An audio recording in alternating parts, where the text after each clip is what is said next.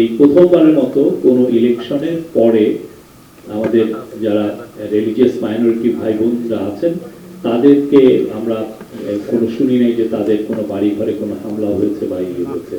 ইলেকশনটা অনেক দিক দিয়ে এটা খুবই অভূতপূর্ব সাফল্য অর্জন করেছে। একটা বড় বিষয় সবাই যেটা তুলে ধরেছেন যে এটা একটা এমন একটা ইলেকশন হয়েছে যেখানে ফর দি ফার্স্ট টাইম আমরা একটা ভালো একটা অপোজিশনকে দেখতে পাবো।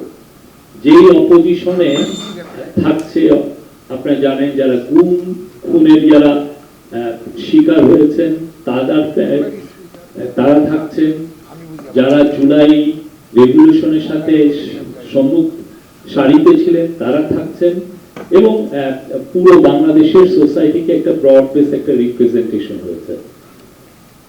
আর এই প্রথমবারের মতো আজকের ক্যাবিনেট মিটিং এ বলা হয় যে আমরা, আপনারা জানেন যে আনফরচুনেটলি আমাদের আগের ইলেকশন গুলোতে মাইনরিটিদের উপর মানে পোস্ট ইলেকশন আমরা ভায়োলেন্সের তারা শিকার হতে দেখেছি। তো এখন পর্যন্ত আমরা এরকম কোনো এই প্রথমবারের মতো কোনো ইলেকশনের পরে আমাদের যারা রিলিজিয়াস মাইনরিটি ভাই বোনরা আছেন তাদেরকে আমরা কোনো শুনি নাই যে তাদের কোনো বাড়ি ঘরে কোনো হামলা হয়েছে বা ইয়ে হয়েছে। এবং তারা অনেকেই তারা আপনারা দেখেছেন ভোট কেন্দ্রে তারা আনন্দ চিত্তে ফেস্টিভ মোডে তারা ভোট প্রদান করেছেন। এই ক্যাবিনেট অবজার্ভ করে যে এই ইলেকশনের মাধ্যমে পুলিশ তার আত্মমর্যাদা ফিরে পেয়েছে। আপনারা জানেন পুলিশ জুলাই অগাস্টের 2024-এ তাদের রোলের কথা আমি আবার নতুন করে বলতে চাচ্ছি না, বাট পুলিশের অনেকে বলে যে পুলিশের কনফিডেন্স লো, পুলিশকে দিয়ে কি আদৌ আমরা একটা ভালো ইলেকশন দেখতে পাবো কিনা এই ধরনের আলাপটা ছিল।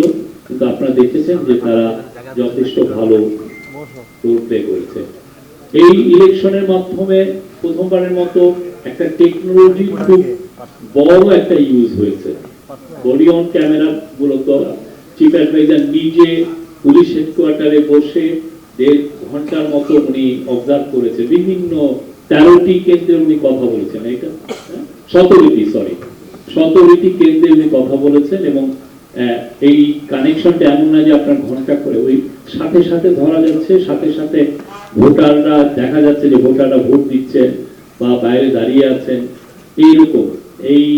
এটা একটা অভূতপূর্ব টেকনোলজি এবং ক্যাবিনেট আশা করে যে এটার আরো যখন বিস্তৃত ডেভেলপমেন্ট হবে সামনের ইলেকশন গুলো এটা আরো ভালো রেজাল্ট দিবে।